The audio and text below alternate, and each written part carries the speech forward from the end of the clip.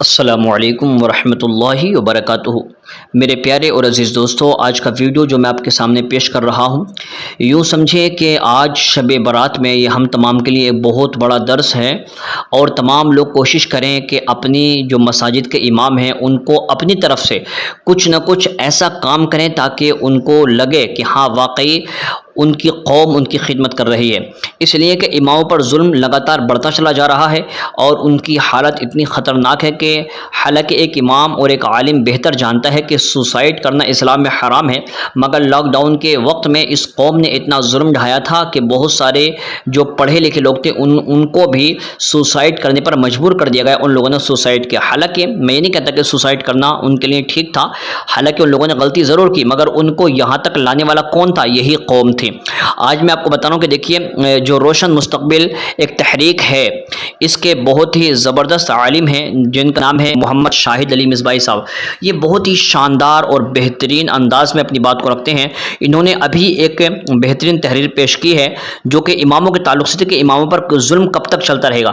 وہ کہتے ہیں کہ ابھی کچھ دیر پہلے سورت سے ایک فون آیا، گجرات میں جو سورت پڑتا ہے، انہوں نے مجھے بتایا کہ سورت کی ایک بہت بڑی مسجد کے امام جو کہ تقریباً 20 سال سے اس مسجد میں امامت کے منصب پر فائز تھے، انہیں اچانک صرف 6 دن کی مہلت دے کر ان کو معزول کر دیا گیا۔ امام ہے کیا؟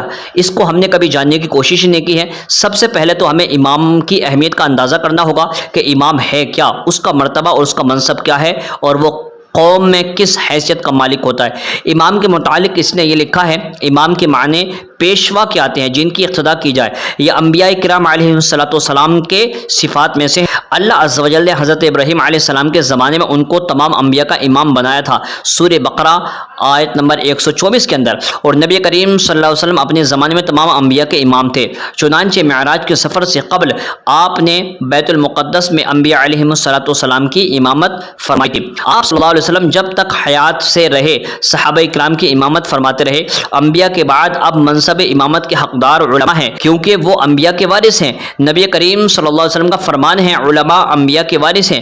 ابو داؤد شریف حدیث نمبر 3642 کتاب العلم کے اندر موجود ہے۔ امام کی اہمیت کا اندازہ اسی بات سے لگایا جا سکتا کہ اگر کسی نے امام صاحب سے پہلے نماز کا کوئی رکن ادا کر لیا تو اس کی نماز ہی نہیں ہوگی۔ یہ تو امام کی اہمیت ہے، یعنی شریعت نے امام کا رتبہ ایسا بلند کیا کہ اس کو متبوع بنایا، لیکن آج ہم اس امام کو اپنا تابع بنانے کی کوشش کر رہے ہیں۔ امام کو نکالنے کے لیے بس اتنا کافی ہے، امام اگر کسی غریب کے گھر بیٹھ جائے تو امام کو امامت سے نکالا جاتا ہے، اور اگر کسی بڑے آدمی کے بلانے پر نہ جائے تب بھی نکالا جاتا ہے۔ امام جو کہ وارث انبیاء ہے، قوم کا سردار ہے، جس کے اشارے سے پہلے اگر ارکان ادا کر لیے تو نماز نہ ہوئی، مگر آج اسی امام کو نماز کے بعد غلام بنانے کی ناپاک کوششیں کی جاتی ہیں۔ اسے چند فاسقوں کے اشارے پر ناچنے پر مجبور کر دیا جاتا ہے۔ لوگ بھول جاتے ہیں کہ یہ وہی امام ہے جس کی اقتداء کی نیت نماز میں کرتے ہیں، اور باہر نکلتے ہی اس کو اپنا مقتدی بنانا چاہتے ہیں۔ صرف چند لوگوں کے اشارے پر امام کو نکال دیا جاتا ہے، وہ بھی اچانک بغیر کسی نوٹس کے۔ ایک اور دردناک واقعہ، گزشتہ سال اڑیسہ کے ایک امام صاحب ان کی اہلیہ اور چھوٹے چھوٹے بچوں کے ساتھ ان کا سامان برستے پانی میں صرف اس لیے حجرے سے نکال پھینکا کہ امام صاحب نے سود کی مذمت میں تقریر کر دی تھی، اور عزت مآب صدر محترم اسی نیک کام میں ملوث تھے۔ یہ میں اعتراض کے طور پر کہہ رہا ہوں۔ تو جناب کو ایسا غصہ آیا کہ امام کو عین بارش میں حجرے سے باہر نکال دیا، کیونکہ ان کی بے عزتی ہو گئی تھی۔ کمال کی بات ہے، سود کا کاروبار کرتے وقت بے عزتی محسوس نہ ہوئی، مگر امام کی تقریر اور اصلاح بے عزتی محسوس ہوئی۔ امام کو بغیر کسی عذر شرعی کے امامت سے معزول نہ کیا جائے، نہ ہی چند لوگوں کے کہنے پر انہیں باہر نکالا جائے۔ چند لوگ تو اس بات پر بھی ناراض ہو جاتے ہیں کہ امام صاحب سے سورہ رحمان پڑھنے کو کہا تھا، انہوں نے نہیں پڑھی، لہٰذا اب ہم ان کے پیچھے نماز نہ پڑھیں گے، اور کمیٹی والے اس سن کی یعنی سائیکو آدمی کی بات پر امام کو باہر نکال دیتے ہیں۔ امام کی اہمیت کو سمجھیں اور بے وجہ انہیں پریشان کرنا بند کریں۔ ہاں، امام کو اس وقت نکالا جا سکتا ہے جب اس میں کوئی شرعی خامی ہو اور اسے بار بار بتانے پر بھی وہ درست نہ کرتے ہوں۔ اگر لوگ ناراض ہیں تو وجہ شرعی بیان کریں، اگر عذر شرعی ہو اور وہ توبہ کرے تو پھر کوئی حرج نہیں۔ ہاں، یہ کہ ایسا بار بار نہ کرتے ہوں۔ ذاتی عناد یا رنجش کی بنا پر امام کو نہیں نکال سکتے۔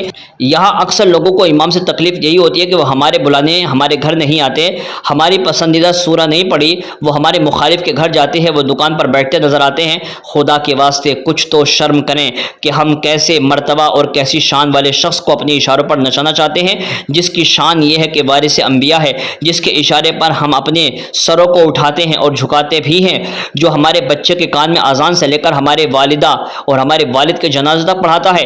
امام پر ساری پابندیاں اور کمیٹی پر کچھ نہیں، امام پر ہر طرح کی پابندیاں عائد کی جاتی ہیں، لیکن کمیٹی والے پر کچھ نہیں کیا جاتا۔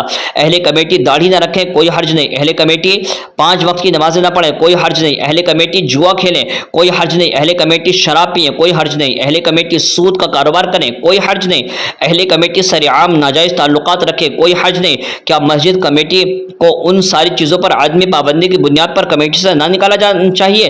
لیکن کوئی ان کو اس بات پر نہیں نکالتا، کیا ان پر کوئی ذمہ داری عائد نہیں ہوتی؟ فیصلہ آپ کے ہاتھ ہے۔